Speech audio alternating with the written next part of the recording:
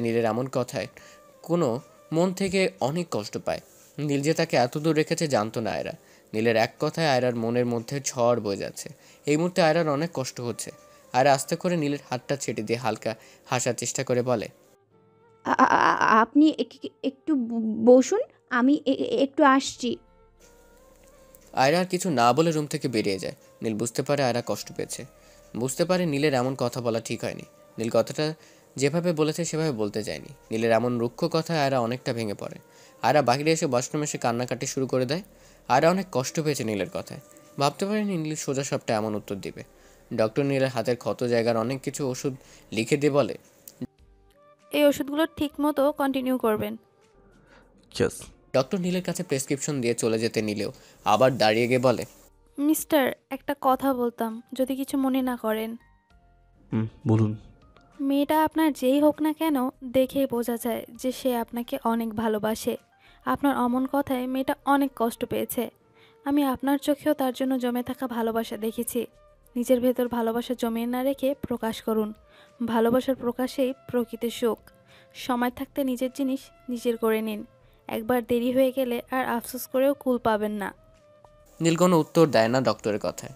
এসব কথার কোনো উত্তর নীলের কাছে নেই। নীল একটা জায়গায় এখনও হেরে বসে আছে, তাই তো এসব থেকে দূরে আছে। ডক্টর আবার বলে, হ্যাঁ, আর পারলে মেয়েটাকে বুঝিয়ে রাগ ভাঙিয়ে নিয়েন। আমার কথায় কিছু মনে করবেন না। ভালোবাসার মানুষ হারানোর যন্ত্রণা কতটা কষ্টদায়ক সেটা আমি বুঝি। ভালোবেসে ঘর বেঁধেছিলাম, কিন্তু আমার স্ত্রীর অকাল মৃত্যু হয়। সেই থেকে একা আছি, আর ভালোবাসা হারানোর যন্ত্রণায় জ্বলছি। তাই বললাম সময় থাকতে বুঝে নিন, নিজের করে নিন। ডক্টর আর কিছু না বলে চলে যায়। নীল আগের ন্যায় চুপ করে বসে আছে। আয়রা যে অনেক কষ্ট পেয়েছে তার কথা সে আর বুঝতে বাকি নেই। এর মধ্যে আয়রা চলে আসে। আয়রা নীলের সামনে এসে মিষ্টি একটা হাসি দিয়ে বলে, ডক্টর কি বলে গেল? নীল হাতে প্রেসক্রিপশনটা আয়রাকে দেখিয়ে বলে, এই ওষুধগুলো ঠিক মতো কন্টিনিউ করতে বলেছে। আয়রা নীলের হাত থেকে প্রেসক্রিপশনটা নিয়ে প্রেসক্রিপশনটা একটু দেখে বলে, মনে থাকে যেন। চলুন, আমার বাসায় ফিরতে হবে। নীল আয়রা দুজনেই উঠে চলে আসে হাসপাতাল থেকে। রাস্তার পাশ দিয়ে দুজনেই পাশাপাশি হাঁটছে। আয়রা চুপচাপ সামনের দিক তাকিয়ে হাঁটছে আর নীল বারবার আয়রার মুখের দিকে তাকাচ্ছে। আয়রার মনের অবস্থা উপলব্ধি করছে। এই মুহূর্তে দুজনের মাঝে নীরবতা বিরাজমান করছে। কেউ কারোর সাথে কথা বলছে না। নীল গিয়ে গাড়ি নিয়ে আসে। আয়রা চুপচাপ গাড়িতে উঠে বসে। নীল গাড়ি ড্রাইভ করছে আর আয়রা নীরবে বাহিরে তাকিয়ে বাহিরের দৃশ্য দেখছে। দৃশ্য দেখছে বললে ভুল হবে। আয়রা নিজের কষ্টটা নীলের সামনে প্রকাশ করতে চাচ্ছে না, তাই তো নীলের দিকে তাকাচ্ছে না। সে অনেকক্ষণ হলো দুজনের ভেতর নীরবতা। কেউ কারোর সাথে কথা বলছে না। নীলের অমন কথা আয়রার মন ভেঙে গিয়েছে। বেশ কিছুক্ষণ বাদে দুজনের মধ্যে নীরবতা ভেঙে নীল বলে, তোমার বাসায় এসে গিয়েছি। নীলের কথায় আয়রার হুঁশ ফিরে। এতক্ষণ এক ধ্যানে বাহিরে তাকিয়েছিল। আয়রা কোনো কথা না বলে গাড়ি থেকে নেমে যায়। নীল আর কিছু বলে না আয়রাকে। আয়রা কিছু না বলে চলে যেতে নিলে নীল পেছন থেকে আয়রাকে ডাকে। ওই শোনো আয়রা। নীলের ডাক শুনে আয়রা নীলের দিকে ফিরে তাকায়। আয়রা ভাবে নীল তাকে কিছু বলবে। এইভাবে আয়রার মনটা খুশিতে ভরে ওঠে। আয়রা অনেক আশা নিয়ে নীলের দিকে ফিরে তাকায়। নীলের দিকে তাকানোর পর নীল বলে, পার্স রেখে গিয়েছো। পার্সের কথা শুনে নিমিষেই আয়রার মুখটা মলিন হয়ে যায়। আয়রা ভেবেছিল নীল অন্য কিছু বলবে বা তখন এর জন্য সরি বলবে, কিন্তু তা না। আয়রা আস্তে আস্তে এসে পার্সটা নিয়ে চলে যায়। নীলের দিকে একবারও ফিরে তাকায় না। আয়রা দরজার কাছে চলে যায়, তখন আবার নীল আয়রাকে ডাকে। ওই শোনো। আয়রা নীলের ডাকে নীলের দিকে ফিরে তাকায়। আয়রা এবারও ভাবে নীল বুঝি কিছু বলবে। আয়রা নীলের দিকে ফিরে তাকাতেই নীল বলে, মোবাইলটা কি নেবে না? নীলের এমন কথা শুনে এবার আয়রা বেশ রেগে যায়। নীলের দিকে রেগে তাকায় আয়রা। রেগে হনহন করে এসে মোবাইলটা নিয়ে চলে যায়। আয়রার রাগ দেখে নীল মুচকে আসে। আয়রার এই রূপ নীল আগে দেখেনি। আয়রা আবারও দরজার কাছে যেতে নীল ডাকে। ওই শোনো আয়রা। এবার নীলের ডাকে আয়রা রেগে ফায়ার হয়ে যায়। আয়রা অনেক রেগে যায়, ভাবে আবারও কিছু নিতে ডেকেছে। আয়রা রেগে নীলের দিকে তাকিয়ে রাগী কণ্ঠে বলে, কি রেখে আসছি? যা রেখে আসছি আপনি নিয়ে যান, বিক্রি করে আপনার মাথায় পট্টি দিয়েন। অনেকটা রাগের সোর্সে আয়রা বলে। আয়রা রাগ দেখে নীল হাসে। রাগে গজগজ করতে করতে আয়রা চলে যেতে নীল নীল পেছন থেকে আবার বলে, রাগী লোকে তোমাকে অনেক ভালো বানায়। আমি অনেক রাগী অ্যান্ড কাইন্ড অফ পাগল টাইপের। আমার বউ হতে হলে আমার রাগ, আমার পাগলামো এগুলো সহ্য করতে হবে, কিন্তু পারবে তো? তখন আবার ভয় পেয়েছে মনে হয়। নীলের বলা কথা আয়রা প্রথমে ভালো করে খেয়াল না করে ভেতরে চলে যেতে নেয়। পর মুহূর্তে কিছু একটা ভেবে দাঁড়িয়ে যায়। দাঁড়িয়ে মাথায় হাত দিয়ে ভাবতে ভাবতে বলে, কি বলল? আমার বউ হতে হলে? মানে? নীলের কথার মানে বুঝতে পেরে সাথে সাথে আয়রার মন ভালো হয়ে যায়। আয়রা নীলের দিকে তাকিয়ে দেখে নীল হাসছে। আয়রাও খুশিতে হেসে দেয়। আয়রা কিছু বলবে তার আগেই নীল গাড়ি স্টার্ট করে চলে যায়। বেচারে আর কিছু বলারও সুযোগ পেল না। তবে মনটা ফুরফুরে হয়ে যায় নীলের এক কথায়। যেমন এক কথায় মন খারাপ হয়েছিল, তেমন এক কথায় মন ভালো হয়ে যায়। নীলের বলা কথা ভেবে আয়রা নিজের মাথায় নিজেই টোকা দিয়ে হাসতে হাসতে বলে, উফ, লোকটা কি বলে গেল, আমার রাতের ঘুমই কেড়ে নিল। কিছু বলার আগেই চলে গেল, বেয়াদব একটা। আমার মন চাচ্ছে দৌড়ে সাইকোটার কাছে চলে যাই। ইস, কি যে করি। আর নিরামিষ মার্কা সাইকো একটা, আগে বললে কি হতো? আপনার মজা দেখাবো কাল। আয়রা নাচতে নাচতে চলে যায়। নীলের বলা কথা বারবার আয়রা কানে বাজছে। ভাবতেই পারিনি নীল এমন কিছু বলবে। আয়রা নিজের রুমে গিয়ে নীলের ভাবনা ডুব দেয়। লসকাল হয়েছে, সূর্যি মামাও দেখা দিয়েছে বেশ কিছুক্ষণ আগে, কিন্তু নীলের ঘুম এখনও ভাঙেনি। নীল এখনও পড়ে পড়ে ঘুমোচ্ছে। এদিকে জুই সকালের ব্রেকফাস্ট রেডি করছে নিজ হাতে। তাকে সাহায্য করছে কাজের বুয়ার আশা বসে বসে জুইকে এটা ওটা জিজ্ঞাসা করছে। এর মধ্যেই যেন মেইন দরজার কলিং বেল বেজে ওঠে। জুই কাজ করতে করতে আশাকে উদ্দেশ্য করে বলে, আম্মু দেখে আসো তো কে আসছে। আশা দৌড়ে দরজার কাছে এসে দরজা খুলে দেয়। দরজা খুলে আয়রাকে দেখে চেঁচিয়ে বলে, মিষ্টি আন্টি। আয়রা আশার গাল ডলে দিয়ে মিষ্টি হাসি দিয়ে বলে, আমার আশা মামুনি ভালো আছে? তুমি? ভালো আছি। আশার কণ্ঠ শুনে জুই রান্নাঘর থেকে ডেকে বলে, কে এসেছে আশা? আশা আয়রার হাত ধরে আয়রাকে টেনে নিয়ে যেতে যেতে বলে, মিষ্টি আন্টি এসেছে। আয়রার কথা শুনে জুই বেরিয়ে আসে রান্নাঘর থেকে। এই সময় আয়রাকে দেখে জুই বেশ অবাক হয়। আবার তার থেকে বেশি অবাক হয় আয়রার সাজ আর ড্রেস আপ দেখে। পরনে কালো শাড়ি, ম্যাচিং গহনা আর হালকা মেকআপে আয়রাকে দারুণ লাগছে। জুই আয়রাকে উদ্দেশ্য করে বলে, বোন তুমি? কেন আসতে পারি না?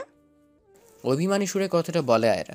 আয়রার কথা শুনে জুই হাসি দিয়ে বলে, হ্যাঁ, তা আবার বলতে, যখন খুশি তখনই চলে আসবে। কালো শাড়িতে তোমাকে কিন্তু দারুণ লাগছে। জুইয়ের কথা শুনে আয়রা একটু লজ্জা পায়। মুখে লজ্জার রেখা টেনে বলে, হয়েছে, বলতে হবে না। জুই আয়রাকে আরও লজ্জা পাইয়ে দিয়ে বলে, তা এই সাজ কার জন্য বনু? এবার জুইয়ের কথায় আয়রা আরও লজ্জা পেয়ে যায়। কি বলবে বুঝতে পারে না, কিছু বলতে পারে না লজ্জায়। আমতামতা করে বলে, ওয়াশরুমে যাব। জুই আয়রার অবস্থা দেখে হাসে। আয়রাকে নীলের রুম দেখিয়ে দিয়ে বলে, ওইদিকে নীলের রুম। আয়রা জুইয়ের দিকে হা করে তাকিয়ে থাকে। কি বলবে বুঝতে পারে না। জুই যে এমনভাবে বুঝিয়ে দিবে ভাবতে পারিনি। আয়রা কিভাবে তাকিয়ে থাকতে দেখে বলে, এইভাবে তাকিয়ে আছো যে মনে হয় আমি কিছুই বুঝতে পারি না। যাও, ভাইকে ডেকে তুলে আনো, এখনো ঘুমাচ্ছে। আয়রা কিছু না বলে চলে যায়। এতটুকু বুঝতে পারে যে জুই তার মনের কথা বুঝে গিয়েছে। আয়রা আস্তে আস্তে নীলের রুমে চলে আসে। এসে দেখে নীল এখনও ঘুমোচ্ছে। আয়রা চুপি চুপি নীলের কাছে আসে। নীলের পাশে এসে বসে নীলের দিকে তাকিয়ে থাকে। আয়রা ঘুমন্ত নীলকে খুঁটিয়ে খুঁটিয়ে দেখতে থাকে। লোকটা নাকি সাইকো, কিন্তু ঘুমন্ত অবস্থায় একেবারে বাচ্চা বাচ্চা লাগছে। মনে হচ্ছে কিছুই জানে না। ঘুমন্ত নীলকে নিয়ে কত কিছু ভেবে আয়রা একা একা হাসে। আয়রা নীলের মাথায় হাত রেখে চুলগুলো এলোমেলো করে দিয়ে আবার ঠিক করে দেয়। আয়রা নিজেও জানে না কী করছে। নীল ঘুমের ঘরে একটু নড়ে চড়ে উঠতেই আয়রা হাত সরিয়ে নেয়। নীল ঘুমের ঘরেই নড়াচড়া করে। আয়রা ভেবেছিল নীল জেগে গিয়েছে। যখন বুঝতে পারে নীল ঘুমের ঘরে নড়াচড়া করছে, তখন মিষ্টি হাসি দিয়ে নিজের নখ নিজেই কামড়ে নেয়। নীলকে ঘুমন্ত অবস্থায় পেয়ে আয়রা দুষ্টুমি শুরু করে দেয়। হাতের সবচেয়ে ছোট নখটা দিয়ে নীলের কানে সুরসুরি দেয়। নীল নড়ে চড়ে ওঠে ঘুমের ঘরে। নীলকে এভাবে দেখে আয়রার অনেক ভালো লাগে। বেশ কিছুক্ষণ এভাবে নীলের সাথে মজা করে আয়রা, কিন্তু নীলের ঘুম ভাঙে না। আয়রা বুঝতে পারে না কি করবে নীলের সাথে। নীলকে জ্বালাতে মনে চাচ্ছে আয়রার। জেগে থাকলে সেই সাহস হতো না আয়রার, কেননা জেগে থাকলে এতক্ষণে রেগে নীল আয়রাকে মাথায় তুলে আছাড় দিত। নাকের ডগায় সবসময় রাগ থাকে নীলের। নীলের সাথে দুষ্টুমি করার আর কোনো বুদ্ধি না পেয়ে আয়রা বসা থেকে উঠে আস্তে আস্তে নীলের পাশ দিয়ে গিয়ে নীলের পাশে শুয়ে পড়ে। নীলের কাছ থেকে কম্বল টেনে নীলের কম্বলের ভেতর আয়রা শুয়ে পড়ে। কিন্তু এভাবে আয়রার মোটেই ভালো লাগছে না। দেখে উঠে বসে। লক্ষ্য করে দেখে একটা দুষ্টু মশা নীলের ঘুমে ডিস্টার্ব করছে। মশাটা বারবার গিয়ে নীলের গালে পড়ছে আর নীল ঘুমের ঘরে নড়াচড়ে ওঠে। আয়রা বুঝতে পারে দুষ্টু মশা নীলকে শান্তিতে ঘুমোতে দেবে না। আয়রা হাত দিয়ে মশাটাকে তাড়ানোর চেষ্টা করে, কিন্তু মশাটা অনেক দুষ্টু। নীলে ফর্সা গালে কিস করেই ছাড়বে। মশাটা আয়রার চোখ ফাঁকি দিয়ে নীলের ফর্সা গালের উপর বসে নীলের গালে কিসি দিতে শুরু করে। তা দেখে আয়রা মশাটার দিকে রেগে তাকিয়ে বলে, কত বড় সাহস এই পিচ্চি মশার, আমার সামনে আমার সাইকোকে কিস করে! আমার আগে আমার সাইকোকে কিস করার মজা তোকে দেখাচ্ছি, দাঁড়া। এই বলে আয়রা নীলের দিকে ঝুঁকে যায় মশাটা তাড়াতে। দুষ্ট মশাটা সুযোগ বুঝে নিজের প্রাণ বাঁচাতে পালায়। মশাটা পালিয়ে গেল আয়রা নীলের কাছ থেকে সরে আসার আগে নীল চোখ মেলে তাকায়। আয়রা নীলের মুখের উপর ঝুঁকে আছে, নীলের চোখের দিকে তাকিয়ে আছে। আয়রাকে এভাবে এত কাছে দেখে নীল ভাবে আয়রা তাকে কিস করতে এসেছে। নীল আয়রাকে এভাবে দেখে আয়রা কিছু বুঝোটার আগেই আয়রাকে ধাক্কা দিয়ে সরিয়ে দেয়। তারপর আয়রার দিকে তাকিয়ে আয়রাকে ভালো করে দেখে নীল উঠে বসে। আয়রা লজ্জায় লাল হয়ে আছে। ভাবতে পারিনি এরকম বিপত্তিকর পরিস্থিতিতে পড়তে হবে। নীল আয়রার দিকে তাকিয়ে রাগী কণ্ঠে বলে, তুমি কি করেছিলে আমার সাথে? তোমার সাহস হয় কি করে আমাকে কিস করার চিন্তা মাথাতে আনার? নীল রেগে কথাটা বলে। নীলের এমন কথা শুনে আমরা ভ্যাবা চেকা খেয়ে যায় আয়রা। নীলের কথা শুনে হা করে নীলের দিকে তাকিয়ে থাকে। আয়রাও চালাকি করে নীলের দিকে লজ্জায় লাল হয়ে যায়।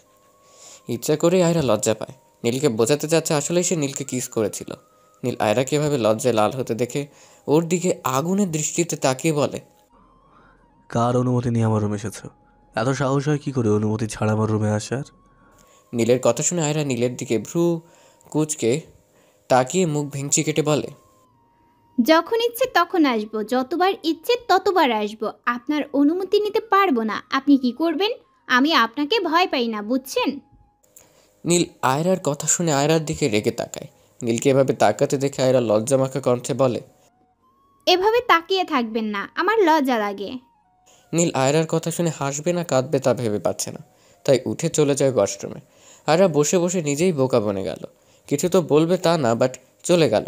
আয়রা নীলের চলে যাওয়া দেখে ঠোঁট উল্টে বলল, যা, আমাকে পাত্তাই দিল না, চলে গেল বেয়াদব ছেলে। দাঁড়ান, দেখাচ্ছি মজা। আয়রা দুষ্টুমি করে উঠে এসে বাহির থেকে ওয়াশরুমের দরজা লক করে দেয়। তারপর নিজের জায়গায় এসে বসে বসে পা ঝোলাতে ঝোলাতে মিটমিট হাসছে। নীল ফ্রেশ হয়ে বের হতে যাবে তখন দেখে বাহির থেকে ওয়াশরুমের দরজা লক করা। নীলের আর বুঝতে দেরি হয় না এই কাজ আয়রা করেছে। নীল সাথে সাথে ওয়াশরুম থেকে চেঁচিয়ে ওঠে, এটা কেমন ফাজলামি আয়রা? দরজা হলো তাড়াতাড়ি। আয়রা নীলের কথা শুনতে পেয়ে মিটিমিটি হেসে বলে, কই, আমি আবার কি করলাম? আমি তো সে আগে জায়গায় বসে আছি। নীল ভেতর থেকে আবার বলে, কি করেছো জানো না? নাকি আমার সাথে মশকরা করছো?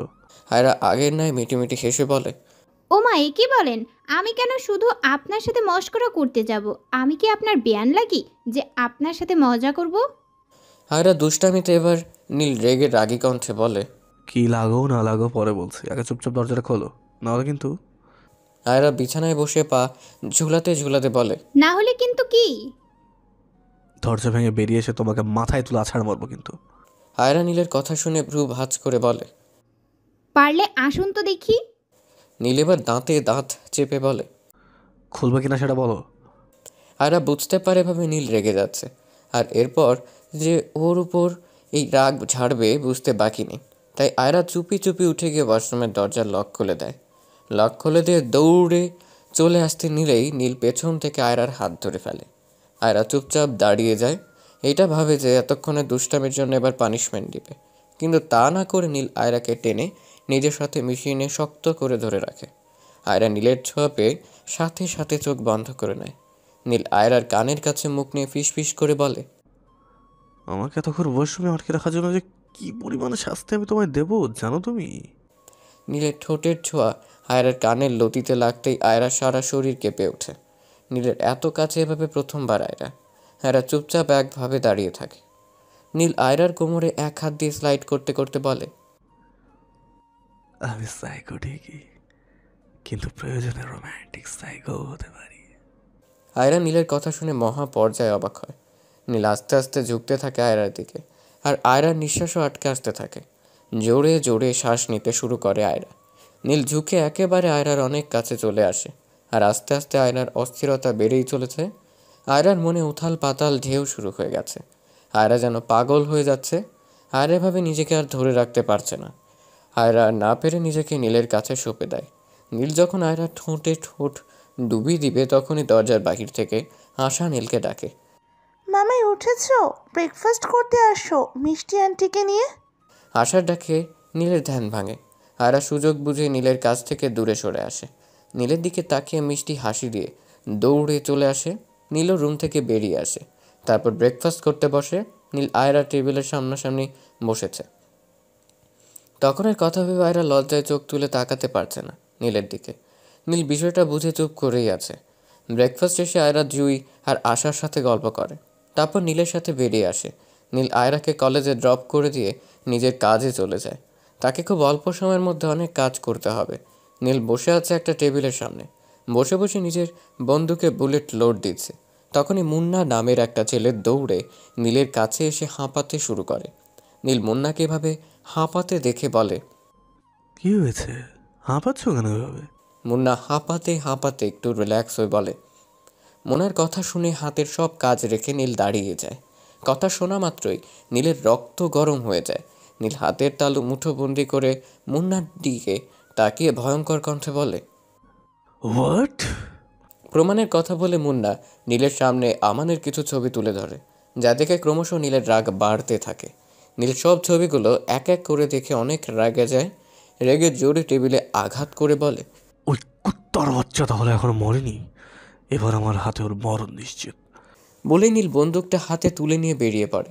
কিছু বুঝতে পারেননি, এতদিন আমানের কথা মনে হয় ভুলে গিয়েছেন। আর সে কবে আমানের চরিত্র দেখেছেন আর আমানের কোনো কথাও শুনেনি, তাই তো? কী হয়েছিল চলুন জেনে নিই। নীল যখন একটু বড় হয় তখনই খারাপ পথ বেছে নেয়। যেদিন নীল সাইকো জীবনে পা রাখে ওই দিন নীল অস্ত্র মানে বন্দুক হাতে আমানের অফিসের সামনে যায়। অনেকদিন ধরে নীল আমানকে মারার প্ল্যান করেছিল, আর তা পূরণ করতে ওর অফিসের সামনে আসে নীল। দূর থেকে দাঁড়িয়ে নীল আমানের আসার অপেক্ষা করতে থাকে। আমান অফিসের কাজ শেষ করে বেরিয়ে আসে, গাড়িতে উঠতে যাবে তখন নীল দূর থেকে গুলি করে, যা আমার বুকে এসে লাগে। আমান সাথে সাথে মাটিতে লুটিয়ে পড়ে। কেউ বুঝতেও পারে না কে গুলিটা করেছে। চারদিকে হট্টগোল লেগে যায়, ভিড় জমে যায়। ভিড়ের মাঝে নীল মিশে যায়। পুলিশ চলে আসে, আমানকে টলিতে করে গাড়িতে তুলে হাসপাতালে নিয়ে আসে। সেখানে এসে নীল জানতে পারে আমান বেঁচে নেই। আমান বেঁচে নেই এই খবরটা পাবলিশ করে আরমান খান, কেননা সে বুঝতে পেরেছিল আমানের জীবন ঝুঁকিতে। তাছাড়া আমান বেঁচে থাকলেও কোমায় ছিল, এখানে চিকিৎসা করতে গেলে বিপদ হতে পারে। তাই প্ল্যান করে ডক্টর মির্জার সাহায্যে আমানকে মৃত্যু বলে ঘোষণা করে, আর কবিরের সাহায্যে পুরো কেসটা মৃত্যু বলে সাজায়। আমানকে লুকিয়ে বিদেশে চিকিৎসার জন্য পাঠিয়ে দেওয়া হয়, আর অন্য একটা লাশ এনে আমান বলে দাফন করা হয়। সেই থেকে আমান সিঙ্গাপুরে চিকিৎসাধীন অবস্থায় আছে। এখন আমান কোমায়, আর নীল জানতো আমান বেঁচে নেই, তাই তো আস্তে আস্তে নিজের প্রতিশোধ নিচ্ছিল।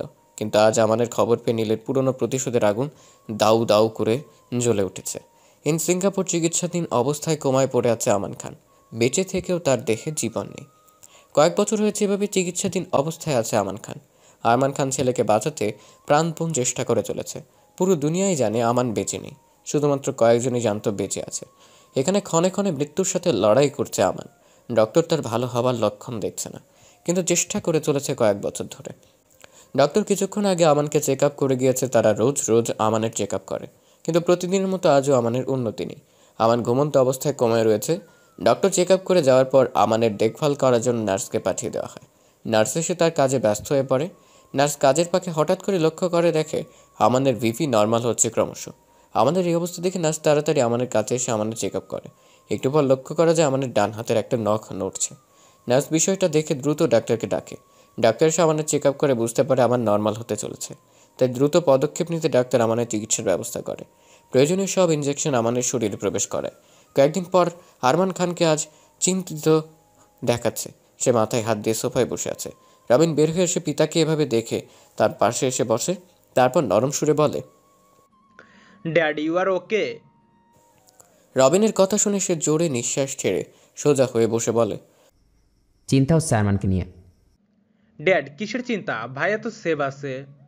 রবিনের কথা শুনে আরমান খান রবিনের দিকে তাকিয়ে শুকনো একটা হাসি দিয়ে বলে, সেফ কতক্ষণ থাকবে জানি না। মিজানার কবিরের মৃত্যু আমাকে ভাবাচ্ছে। কি নির্মমভাবে ওদেরকে হত্যা করা হয়েছে। এরপরের টার্গেট নিশ্চয়ই আমি। ওদের সাথে যা হয়েছে আমার সাথে তাই হবে। আরমান খানের কথা শুনে রবিন বলে, নো ড্যাড, এরকম কিছু হবে না। তুমি আমাকে একবার হুকুম করো, দেখো ওই নীলের কি হাল করি আমি।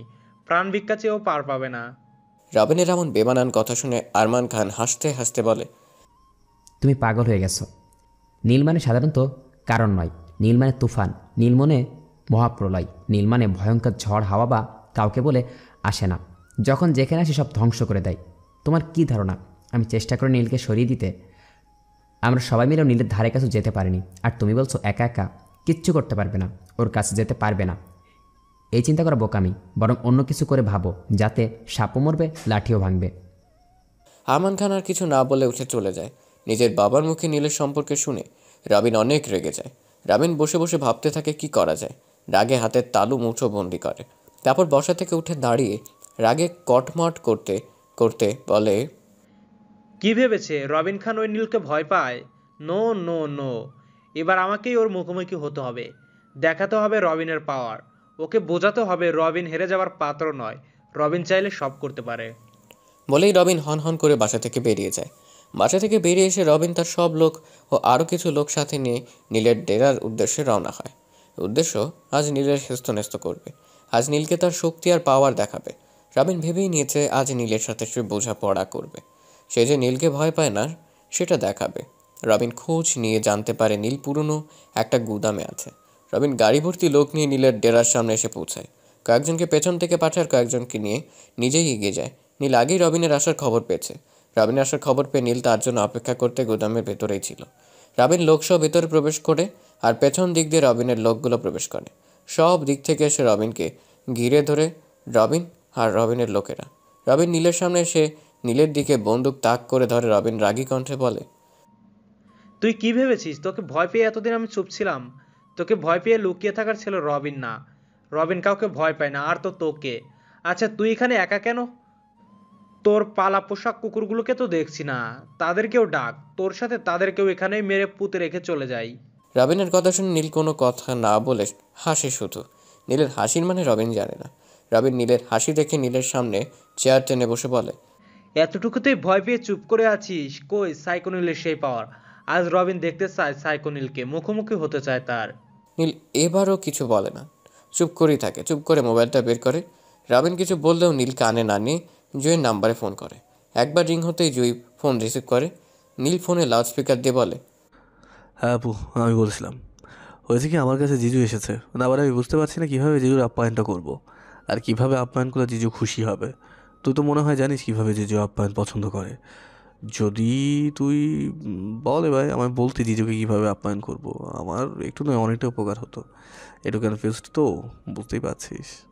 নীলের কথা বলা শেষে জুঁই এক মুহূর্ত আর সময় না নিয়ে ফোনের ওপাশ থেকে বলে, বাকিদের যেভাবে আপ্যায়ন করেছিস সেইভাবেই কর, বাট এনার বেলায় স্পেশাল করে অতিরিক্ত কিছু আইটেম রাখিস। ভাই, তোর একমাত্র জিজু বলে কথা, বুঝতেই পারছিস। নীল ফোন কেটে দেয়। নীল আর জুঁয়ের বলা কথা আর আপ্যায়নের কিছুই বুঝতে পারল না রবিন। নীলের দিকে এগিয়ে নীলের মাথায় বন্দুক রেখে বলে, মরার আগে শেষ কথা বলে নিলি গুড। আমি এমনি তোকে শেষে একটা সুযোগ দিতাম, এবার প্রস্তুত হ। রবিনের কথা শুনে নীল উচ্চ স্বরে হাসতে থাকে। এই হাসির কোনো মানে রবিন বুঝল না। রবিন নীলের দিকে রেগে তাকিয়ে থাকে। নীল একটু কুল হয়ে বলে, আরে ভাই রিল্যাক্স, এত কিসের তাড়া? একদম ঠিক হয়নি আমার কাছে একা একা চলে আসা। এত কষ্ট করার কি ছিল? আমাকে বললে আমি নিজেই খানা বাড়িতে চলে যেতাম, কষ্ট করে আর আসতে হতো না। নীলের কথা শুনে রবিন অনেক রেগে গিয়ে বলে, তোকে এত সহজে মৃত্যু দেব না। তোর সাথে কি অবস্থা হবে তুই ভাবতেও পারবি না। তোকে আর তোর অবস্থা দেখে রাস্তার কুকুরও আফসোস করবে, বুঝলি?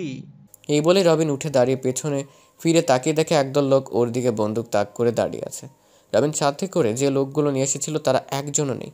রবিন আশেপাশে তাকিয়ে দেখে তারা নিয়ে আসা একজন লোকও নেই। সবাই নীলের লোক আর তার দিকে বন্দুক তাক করে দাঁড়িয়ে আছে।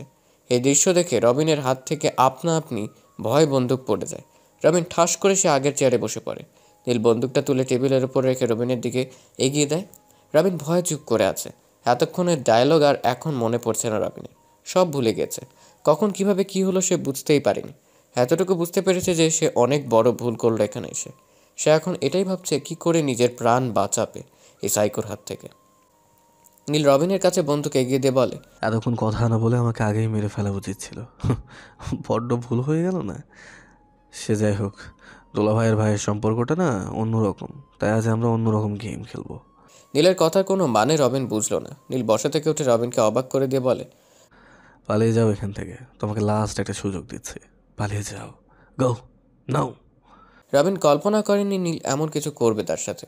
রবিন নীলের কথা শোনার সাথে সাথে বসা থেকে উঠে নীলের সামনে থেকে উঠে দৌড়াতে শুরু করে। রবিনের দিকে তাকিয়ে নীলে একটা হাসি দেয়। আজ রবিনকে এটাই বুঝাবে জীবন কী জিনিস, কত কষ্ট করে জীবন সাজাতে হয়। নীল ইশারা করতে কয়েকজন রবিনকে তাড়া করতে শুরু করে। রবিন দৌড়াচ্ছে ভরা মার্কেট দিয়ে। তাকে তাড়া করছে নীলের কয়েকজন লোক। নীল আজ দেখবে রবিন কতটা পথ দৌড়াতে পারে। রবিন পেছনে তাকাচ্ছে আর দৌড়াচ্ছে। এত দৌড়িয়েও পথ যেন আজ শেষ হচ্ছে না। রবিন বারবার পেছনে দেখছে। রবিন দৌড়াতে দৌড়াতে হাঁপিয়ে গিয়ে বসে পড়ে একটা পুরনো ঘরের মাঝে। নিজেকে লুকিয়ে রাখে সবার নজর এড়িয়ে। ভাবে এখানেই সে সেভ আছে। আজ বেঁচে ফিরতে পারলে নীলকে দেখে নিবে এই কথা ভেবে নেয়। রবিন নিঃশব্দে বসে থাকে। কিছুক্ষণ ভাবে এবার আর কেউ নেই, তাই হাঁপাতে হাঁপাতে মাথা উঁচু করে সামনে তাকিয়ে নীলকে দেখে চমকে ওঠে। কিছু বলবে তার আগেই নীল রবিনের মাথায় আঘাত করে। রবিন সাথে সাথে জ্ঞান হারিয়ে মাটিতে লুটিয়ে পড়ে। রবিনকে এনে ঝুলিয়ে রাখা হয়েছে, এখনও জ্ঞান ফিরেনি তার। নীল বসে আছে পায়ের উপর পা রেখে। টেবিলে রাখা রবিনের ফোনটা বেজে ওঠে। নীল লক্ষ্য করে দেখে রবিনের বাবা অর্থাৎ আরমান খানের ফোন এসেছে। দেখতে দেখতে কলটা কেটে যায়। পর মুহূর্তে আবার ফোন আসে। নীল ফোনটা হাতে নিয়ে রিসিভ করতে ওপাশ থেকে আরমান খান বলে,